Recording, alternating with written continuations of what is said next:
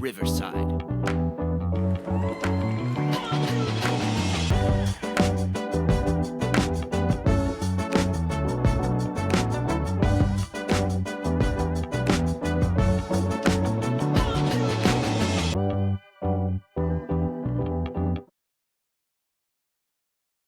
Welcome to Dance Talk with Joanne Carey, where the dance world connects, the conversations inspire, and where we are keeping them real. I'm your host, Joanne Carey, and today I am joined with Betti Franceschi. She joins me today. She is a painter, a sculptor. She is a newly published author for her new book, Ageless Dancers. I'm so excited to have Betti with me today. There is the book she's holding. Yep, I can. She's holding up the book. It is an absolute, in my opinion, masterpiece of photography. It is quite beautiful, and I'm so glad that she has taken this on to give to the world. So welcome, Betti, to Dance Talk. Thank you so much. You're welcome. You know what? I would like to start with a quote that I actually read in the introduction of the book. Now, Betti, for those listening, can I tell everybody how old you are, Betti?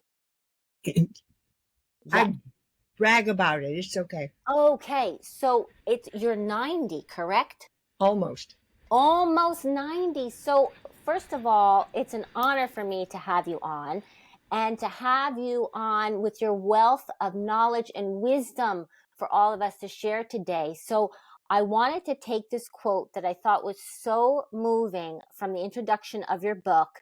And it says, and it's written by George. Oh, wait, now I forget how to pronounce his last name. How do you pronounce his last name? Negroponte, from George Negroponte, who said this. And he sums it up so beautifully. He says, here we have art made about people we must acknowledge, the elders. We should acknowledge the truth that elders are invaluable. In Franceschi's world, there is no spite, meanness, or harm. Welcome to the world of air and light rendered physically. Isn't he lovely? Yes, what a wonderful thing. And I think he encapsulated not only the work you did in the book, because I had the honor to look through this beautiful, beautiful work, but he also really touches on, honoring the elder population in our culture, which I think is so important. So it's really an honor to have you on. My mom is 93. And good for her. Yes, she is 93 years old, and she listens to my podcast all the time, so she will be listening to this. But Hi, Mom. Yes, hi, Mom. She also is someone who's full of life and vitality. She has all her, senses about her. You wouldn't know she is 93 years old. In fact, today was yoga. She has her yoga today. She's very active. But anyway, enough about my mom.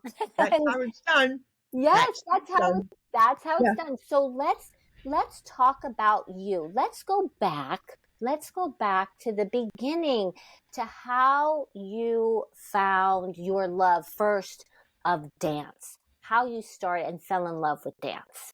Can you tell everybody that? Yeah. Well, I was 8 years old.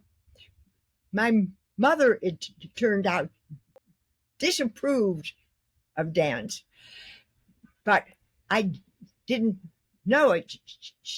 There was an ex-classmate of hers living down the street from us, and she taught ballet to little girls in her house, and she strong-armed my mother into letting me take ballet, and I loved it.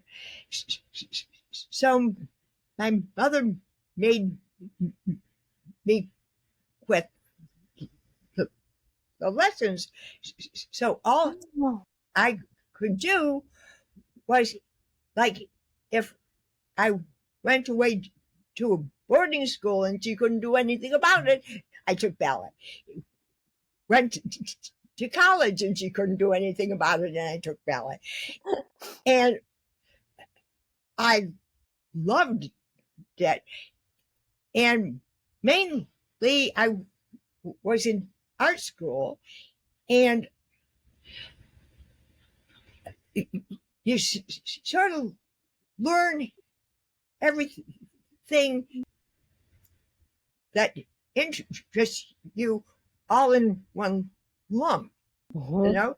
So then my mother said, when I was 20, mind you, she said, well, if you really want to dance, and I said, it's too late.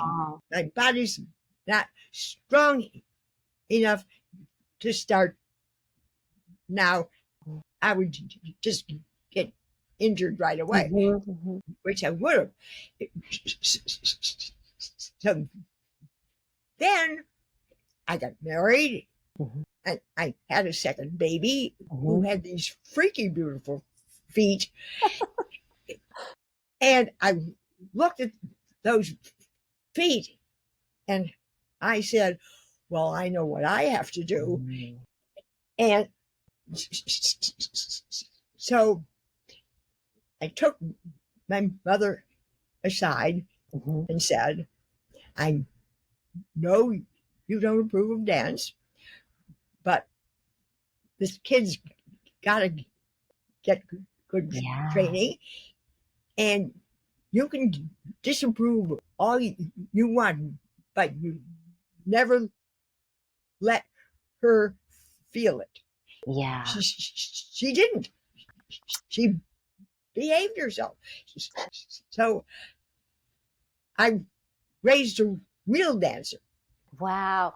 You know, you said so many different things that I want to point out to the listeners. And the first one I want to point out, Betti, and for the listeners, and it was something that I read in an interview that you said. It might have been inside the book too. I'm not quite sure. You talked about grace, and you talked about the grace of ballet and what drew you to that. And you mentioned the fact that you stutter and that you've been a lifelong stutterer. And I just, first of all, you know, I love that it hasn't stopped you, you know, so 3 cheers for you and for listeners to know that you don't have to be stopped by something that seems like a roadblock. Because look at Betti, here she is, almost 90, and she's on her first podcast. So thank you. Yeah. But you know, I was so touched by your words about grace and ballet.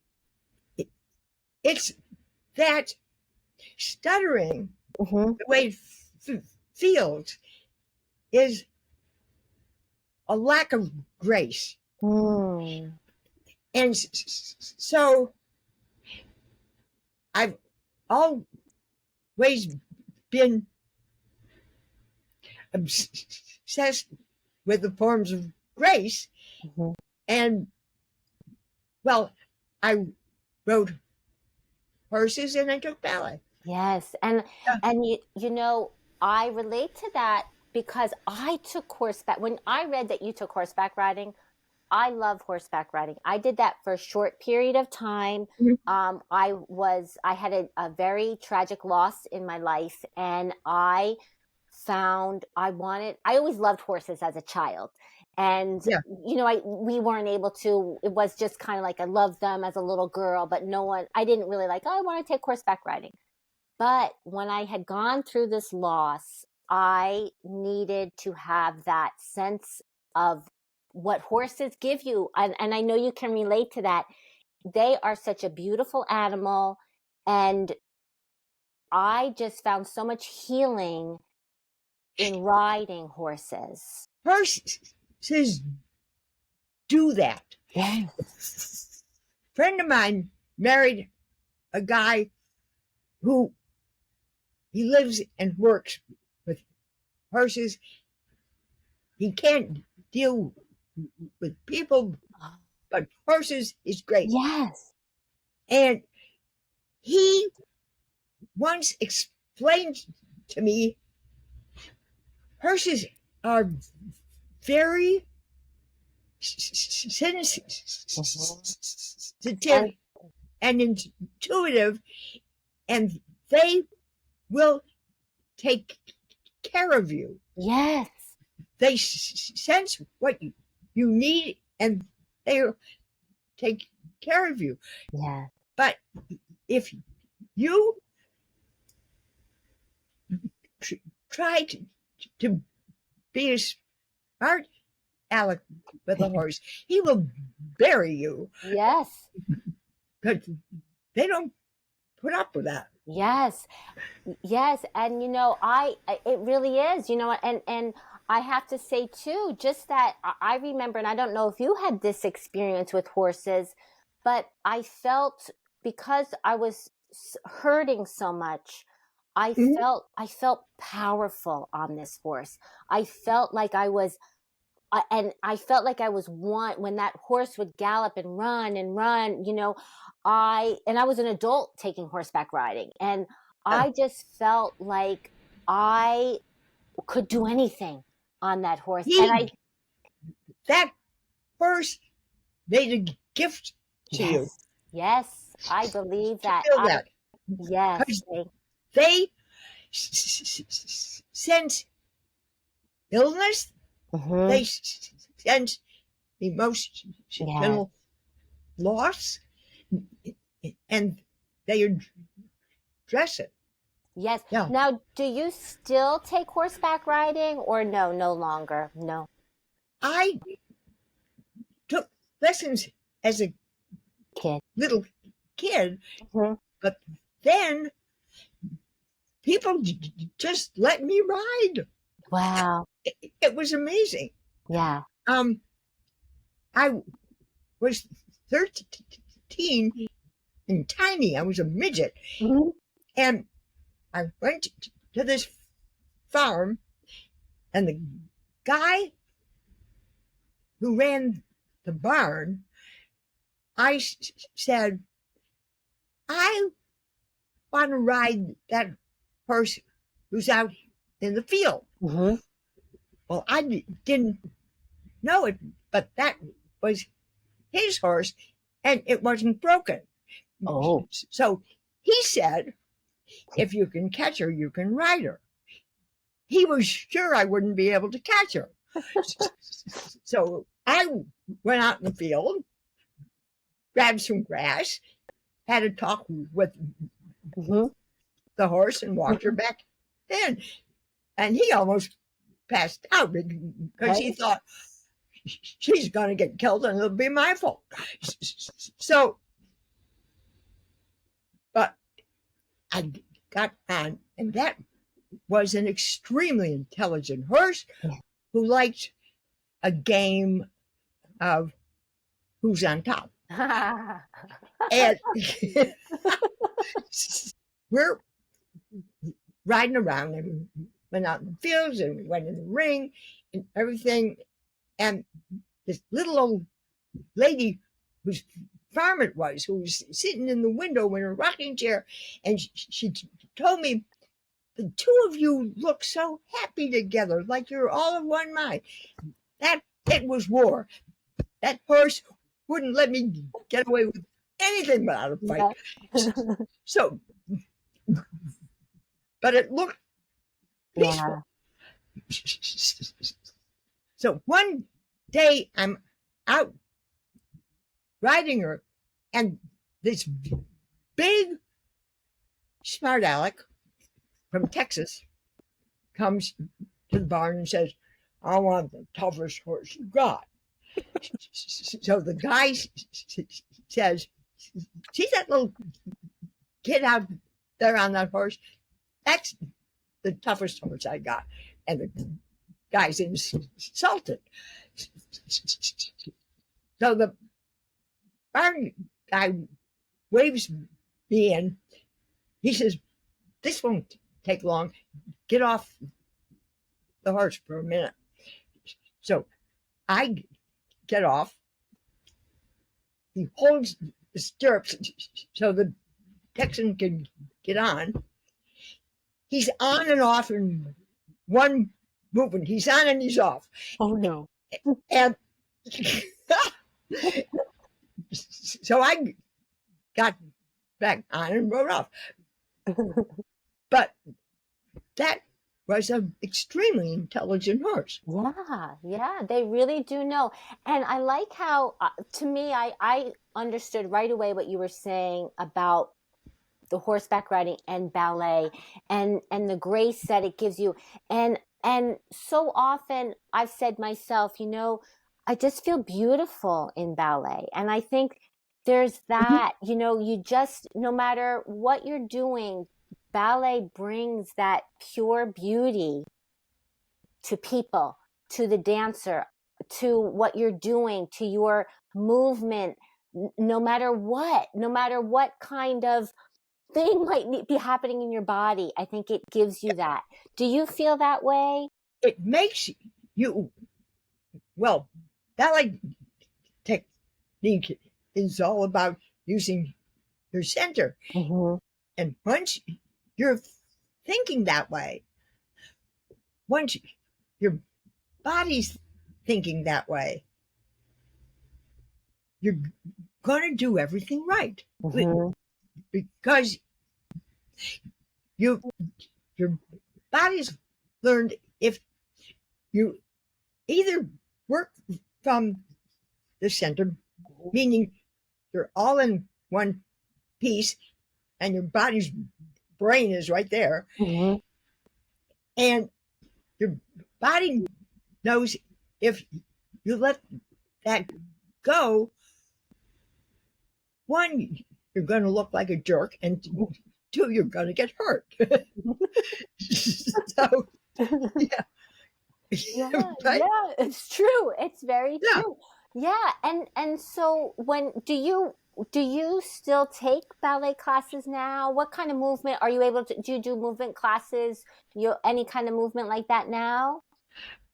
I plead the Fifth Okay, Amendment. that's good. I'm going to take the Fifth because I'm very bad. But once my little girl was in New York at the best ballet school, suddenly everybody in the dance world knew who I was. Okay. And I didn't know who they were, but everybody knew whose mother I was. So alongside those people, I looked like a jerk. So, but later, we found gyro.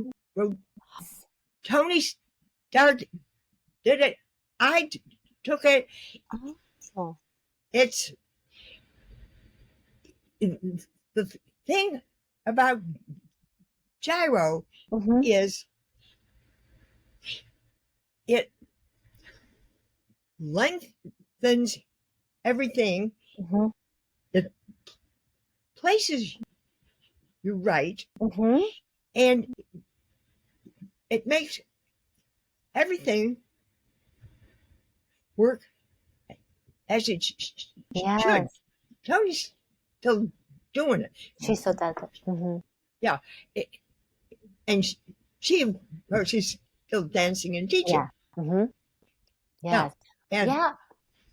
So, I just, before we talk about her, let's go back a little bit to when you started we're still talking about her a little bit, but when you started taking her to ballet classes, and so you grew up in Ohio, but then did you move to New York in pursuit so that she could dance in these kind of schools, or had you gone to New York and then you noticed that she could dance?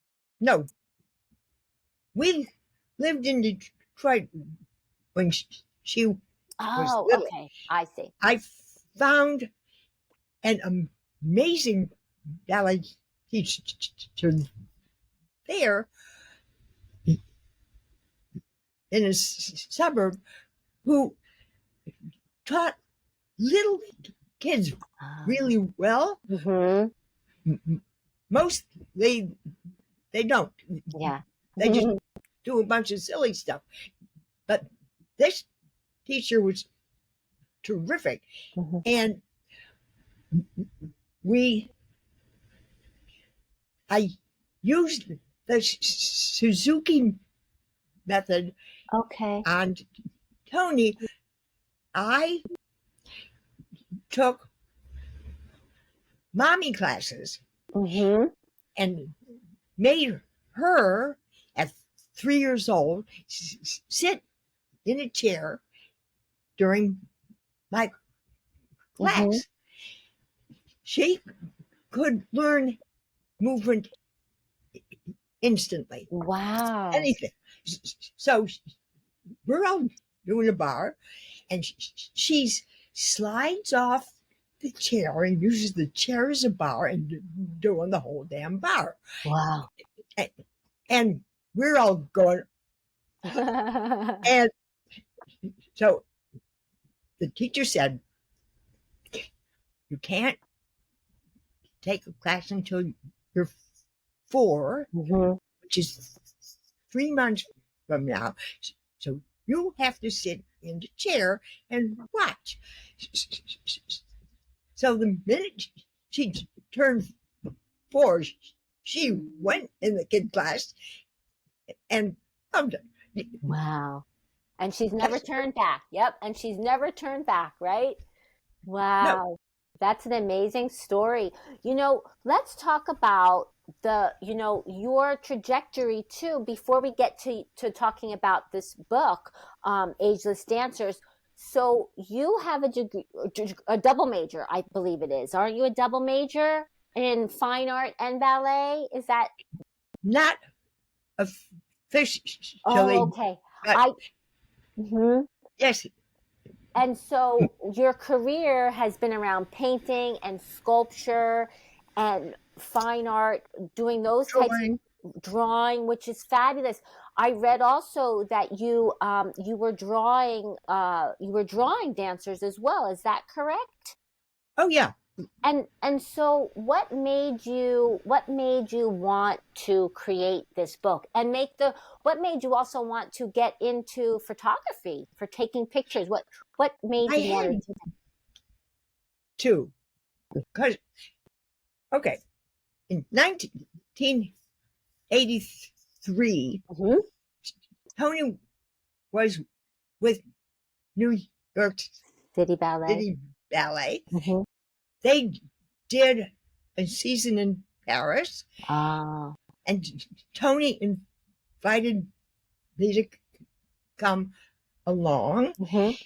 And I had never been to Europe, and Paris blew my mind. And a friend of mine took me around and showed me Paris, and the couture. I had always thought it was a snob trip, but when I saw it there, I realized, no, it's an art. Yes, right? It really is. Yeah.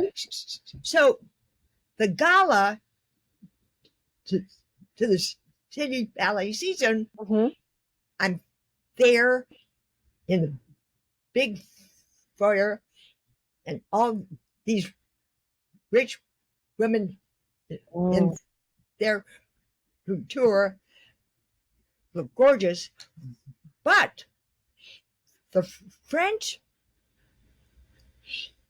give free tickets to their retired ballet stars. Oh, okay. And there were a few of them there. They were not young. they could all still wear their evening jackets from when they were young, and the young ones couldn't hold a candle to them. They Wow. were fabulous. Wow. So I saw that, it blew my mind. I didn't even think of doing anything with that idea. It was 30 years later, at 3 a.m, I woke up and I said, I know what, I have to photograph them. So, and I didn't know how to use a camera. So I knew 4 terrific photographers. I said, what camera do I want? And they told me to get a certain Sony, so I bought it. And then I said, okay, now show me how to use it. They were so enthralled with the camera that they were playing with the camera, and I wasn't learning anything. So then I met this young photographer who was just out of school. He was doing fashion photography. He's really good. He has no idea how good he is. But he came over and taught me exactly as much as I needed to know. That is how it happened. Wow. And I'm a computer idiot, of course, because of my generation. So I have a computer tech who's also a photographer who makes up for the things I don't know Perfect. how to do. Yeah. So everybody just makes me look like I know what I'm doing. Well, I think you do. I think you do know what you're doing, because I saw those photographs. It's really, for the listeners, it's quite a beautiful homage to these, not only to these legendary dancers, but to dance and to dance history, and to just to artistry, ageless artistry is what I find when I look at it, and when I look at the photographs, and I love that the dancers are in black against a black backdrop. How did that happen? Why that choice? Yeah, why that choice? We did that when Ken taught me to use the camera. I used the black ground and dressed in black, and it hides anything you don't want shown. And it just leaves. And the fun thing with these dancers, I have to tell you, they, first of all, even young, perfect dancers are scared and something's wrong with them. Everybody's like that. The better they are, the more certain they are that they're a total freak and everything shaped wrong. And, right. So I knew 2 dancers, and it took me 3 years getting them to come and let me photograph them. And everybody, we have the same dialogue. Everybody. They come in, we look at their clothes and do stuff. Mm-hmm. Then they go, what do you want me to do? Right. And I go, I don't I know. have no idea. So we go in the studio. They get up on the stand. I pick up the camera. And since I'm not directing them, they know their own body. They know their own repertoire. They just do stuff. Mm-hmm. And of course, when I see something gorgeous, I get excited, which might influence. Mm-hmm. I don't know. But then we just keep going until we're tired or bored or we can't think of anything else. Yeah, yeah. And then I usually finish feeling I didn't get anything good. And I Oh. wasted this Mm-hmm. person's time and I felt terrible. So then I take the thing Mm-hmm. and put it in the computer. Oh, right, because it was the stick, like that USB port stick. Yep. Yeah. Mm-hmm. Mm-hmm. And once I'm editing them, oh, look, Yeah. that looks really good. It didn't look good in the studio, but it looks really good here. Wow. Yeah. Yeah. Yeah.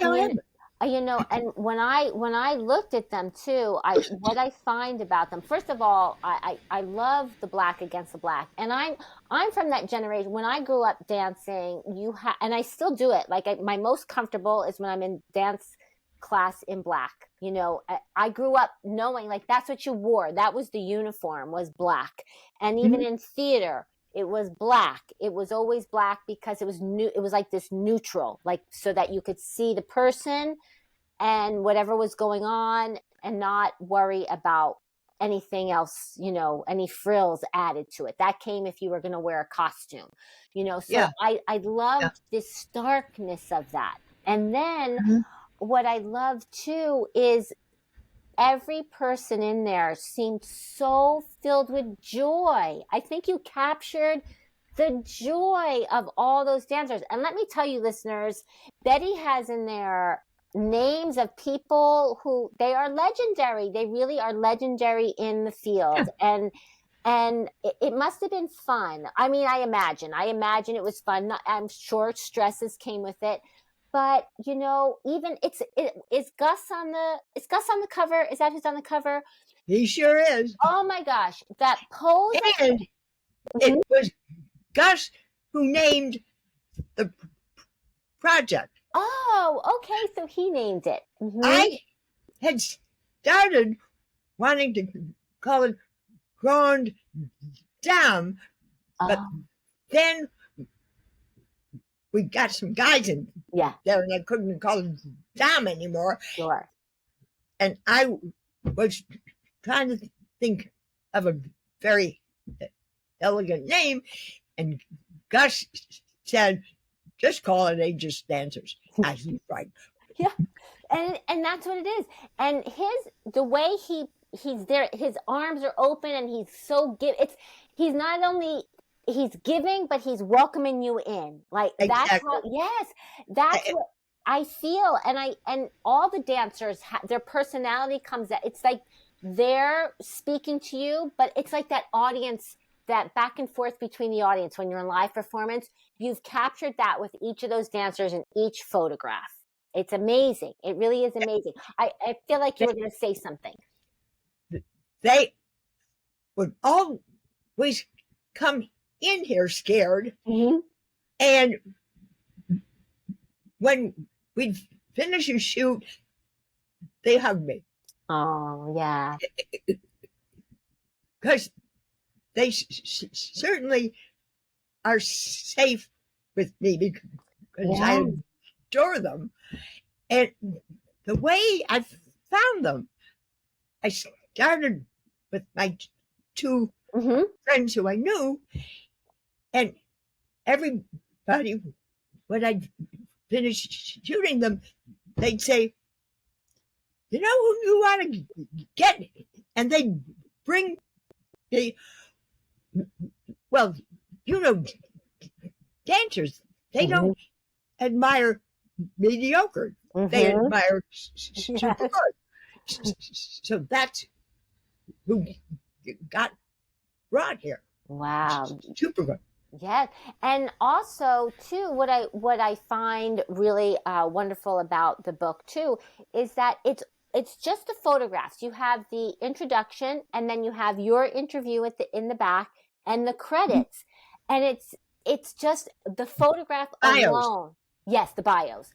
The photographs alone is telling everything. It's telling the story. I thought every book designer and every publisher wanted to put the names on them. I said they can find the names in the back. Yeah. This is, and another gorgeous thing. At our age, everybody has wrinkles and everybody has flabby arms, and that was immediately off the table. Everybody's got it. You can't do anything about it. Right. Get it. Yeah. And nobody who looks at the book even thinks about that. No, you don't. You really, I love that. Yeah, it's so well done that you really capture. It's beautiful. It really is beautiful. And so I really encourage, the listeners to check out this beautiful book. Because it's ageless, like the title says. And I think that speaks to, on a profound level, the beauty of dance and art and what dance does for your interior, for your soul. So often, Betti, when I'm on my podcast and talking to my guests, we do talk about that question of, what is it about dance that draws us in? And for me personally, I think it's that it just speaks to the depths of you, and you can really go to places you can't go to anywhere else. Can you talk about that? What is it about that? I know we spoke about grace, but what is it? Okay. I've been obsessed with these ideas. And my first book, The Still Point, is drawings of dancers' middles showing how they work from the center. Oh. Well, the center, as all the Eastern religions know, is your place of unifying with yourself and unifying with the universe. It is very literal. You put your mind there, like in Zen meditation.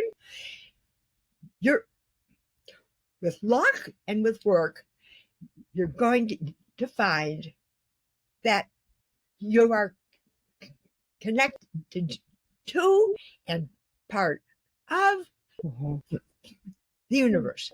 Yeah. And that's just physics. Yeah. And ballet is a study of physics, of how your body can work with the laws of physics. Yes. Yes. And there are things in ballet, like turnout, that are ancestors in the trees didn't think of that Yeah. because they didn't want to do a triple pirouette yet. Yes. But yeah, and you can see, and this my theory that when physical grace and spiritual grace, Mm-hmm. there is no line between them. You work on one, you work on the other. Yeah. Yeah. True, very true. You know that and Uh, and I think it goes back to everything. It's like encapsulated your whole life, you know, from those very early beginnings of grace and that need and searching for grace and the mhm. horseback riding and you're diving into sculpture and painter and really studying all that, and it leads you on to where you are now to really discover this and to give it to the world, to leave this for the dance world. I think it's really, I'm hoping a great success. I can't imagine it not being. Thank you. Since you're welcome, because it's stunning. I have gone through those photos and looked through them so many times. I've only seen them, you know, on the computer. I look forward to seeing them I love books. I'm a book person. I'm not like reading it on a you know, a device. I really like the Uh, tangible. mhm. So I can't wait to see what they look like in front of me in a book and what the book looks like. The process of making the book, you know, how long, I know you start, you know, you came up with the idea in the middle of the night at 3 a.m. after Then I being, started chasing dancers. yes. Yeah, What was the whole, you know, how many year project has this been? it, well, I didn't think it out in Sure. advance. Yeah. All I thought of was, Do it. can I get Diana? Can Uh-huh. I get Hillary? Then I got him. Hmm. Then who else can I get? It took me 4 years to chase down Carmen de Oh, Lavalade. okay. Yeah. Hmm. Oh my God. Carmen, I got to tell you, Carmen and Judy Dench are Hmm. the only human beings who get more beautiful every day. Wow. Okay. Okay. Yeah. I have no idea what arrangement they've made with the devil or anything. But it, there we go. Um, Another point: horseback riding. Hmm. The way you stay on a horse Hmm. is your center is talking to his center, Yes. and by God, if it's not, he can't deal with you, Yeah. and you're in trouble. But Yeah. you can see, I learned to ride English in Me Cleveland. too. That's what I did too. Hmm. Then I went to Kansas, and everybody's riding Western. Western, Okay. and I was watching these guys, and it didn't matter if it was Western or bareback. Like you could see where their mind Hmm. was, and it was right there. Yes, yes, that's a Yeah, good point. I remember when I first started horseback riding, the very first day, I was on too big of a horse. I was on way yeah, too big of a horse, and I was scared to death because it was the of first time. I course. was just scared to death. But the horse, you know, was fine, and I learned English as well. The instructor believed that if you learned how to ride English, you could ride anything. And, and then from that first day, she said, I think we need to put you on a pony. So, Yeah. and, and I explained to me, it's funny, I was just having this conversation with my husband the other day.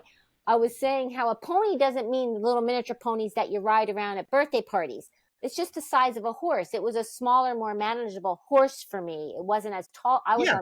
The first horse was this big, giant, wide horse that was just way too big for me.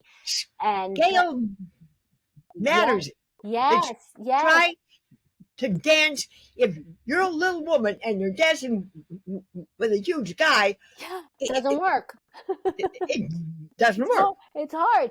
And so that's the same thing with the horseback riding and the lessons, the lessons that I learned, and I continue to look back at them while horseback riding. I look back at them, and like you were saying earlier, what that gift of that horseback riding time. And it's the same with dance. The lessons are just, they just continue, they continue outside the classroom, they continue into life, and that's why they're ageless. And how was when you were making the book, and were you, when it was time to be like, okay, this is it, it's ready, or were you completely satisfied when you submitted it for printing, or were you like, I think so? How did that come, to be? Evolved. Yeah. I want to do it with the book designer who did my first book. Okay. Because he's brilliant. And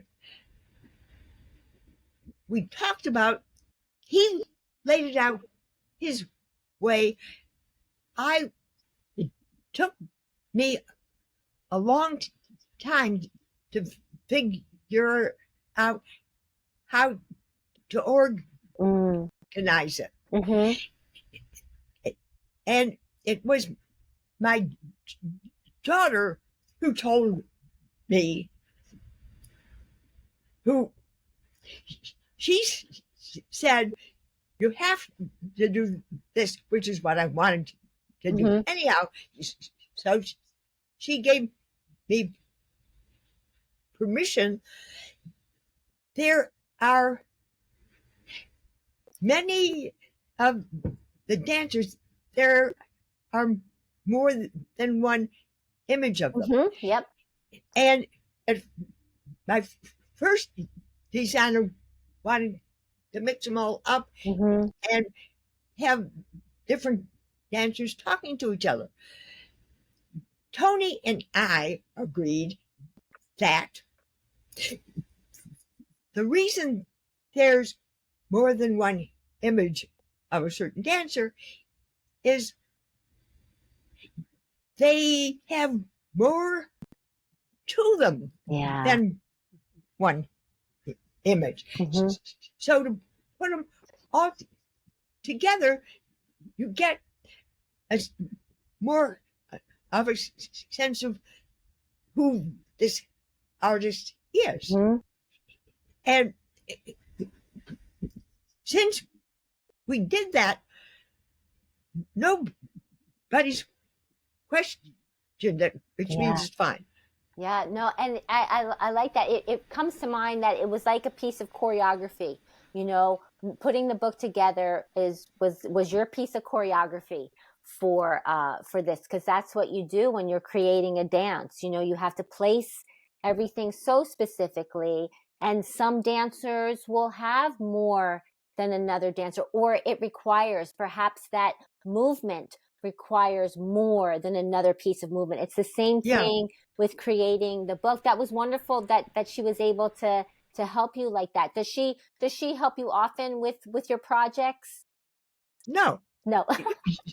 She just stepped in, and we had a meeting of me and George, who wrote the essay, and Christopher Sweet, who does fine art photography publishing, and the four of us needed to rearrange the book, and everybody had a different expertise, but we all were in sync. And once we agreed, like, you'll see, there's an old guy named Henry Danton. He was British. He was 100 years old. He had partnered Maura Shearer. You know who that is? Yes. Yeah. Okay. So Henry came to be photographed. Henry was all opinions about every aspect of dance. He didn't agree with anybody about anything. He had his own opinions. And there are two images of Henry in the book. One is a joyous spread arms like Gus, and the other is sitting there fierce in a triangle. And I realized neither of those is a whole Henry, but the two of them together. That's great. Yeah. Those are great. That's a great way. I mean, it really is. It's fat. It must have been fun just to also just to have this interaction with everybody and to get to see them in that light and to learn about them, right? Oh, Henry stayed over one night, and Henry had his own way of eating. He had his own way of taking care of his body, and he told me at night what he does in the morning. Now, he's 100 years old, and he's teaching 4 classes a day, 5 days a week. Wow. Right. Now, so he tells me his routine when he wakes up. He says he starts out with the top of his head, and he goes slowly down his body, and he checks out everything. And it was all I could do to not peek in the morning and watch him. I didn't. Didn't dare. No, but wish I had a camera in there. Camera, right? Wow. Yeah. And Henry, he was 102, and he had these nice ladies who looked after him. And one day, a nice lady brought him his lunch, and she walked in the room, and he's sitting in his chair, and he's dead. Oh. Perfect way to go. Yeah. Just like that. Right? He lived his whole life dancing and teaching, right? He didn't miss a class. Amazing. That is amazing, right? That was, and you have his photographs. That's amazing. You know, before we finish up, Betti, I just wanted to, I know at the beginning we talked a little bit about, I said I would let everybody know I'd go back to your daughter, but I just wanted to give your daughter a little shout out for everybody. Yeah. Because I have to say, I grew up in the era of fame. And and you know, I loved that, watched it over and over again. So for anybody listening, Betti's daughter is that beautiful ballerina, right? That beautiful dancer who was in fame. You call her Tony, right? She goes by Tony. She's still a dancer.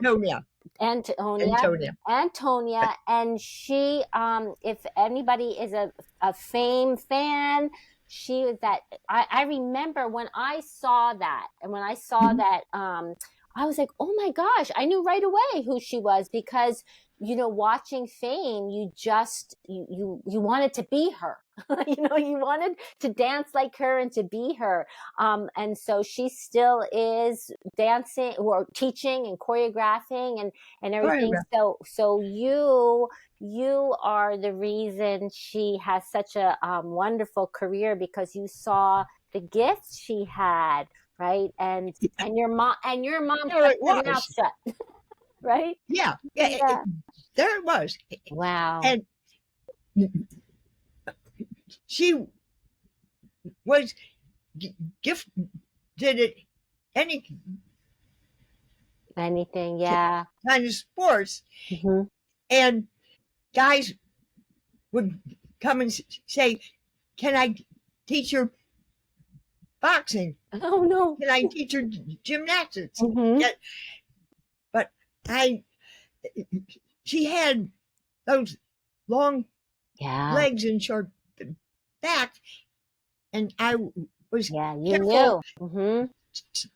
to not let her do anything that Would might injure damage her that, body. right? Yes. And so many people, so many guests I have had on, so many dancers I've had on, always give a shout out to their moms, and their moms who really supported their career, and who were the ones who drove them back and forth, who got them to their dance classes, who they wouldn't be where they are if it wasn't for their moms. So I imagine it's the same thing for you and her.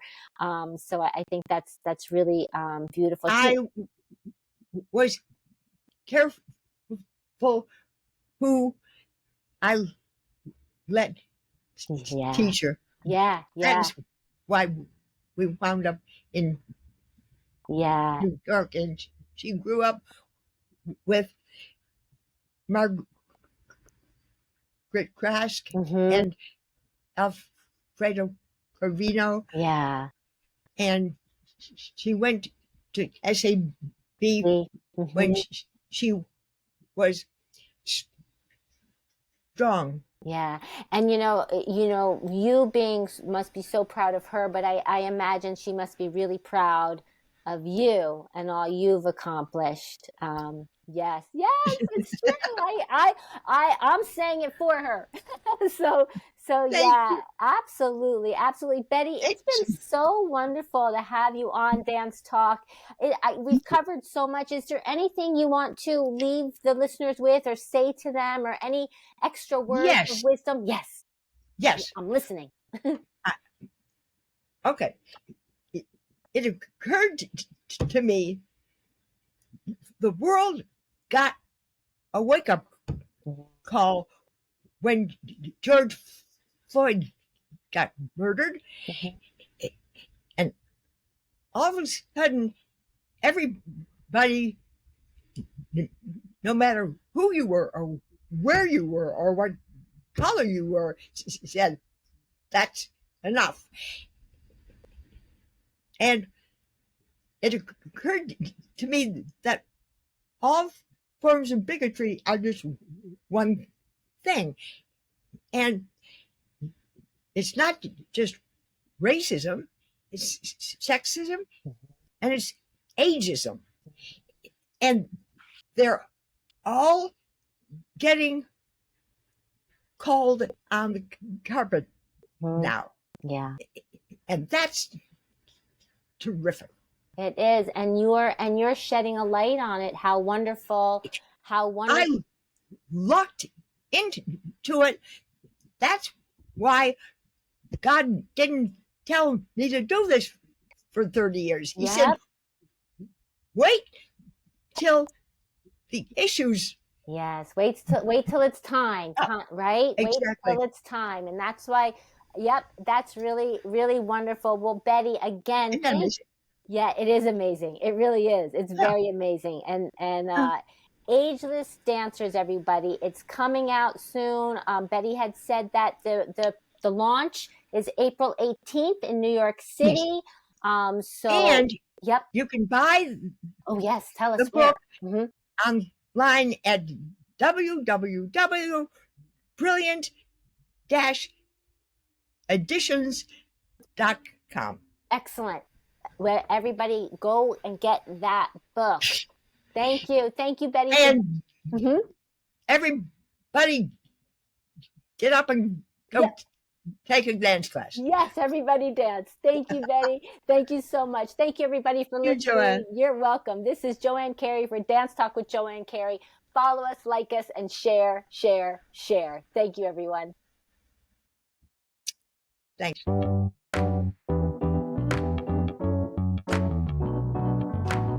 Powered by Riverside.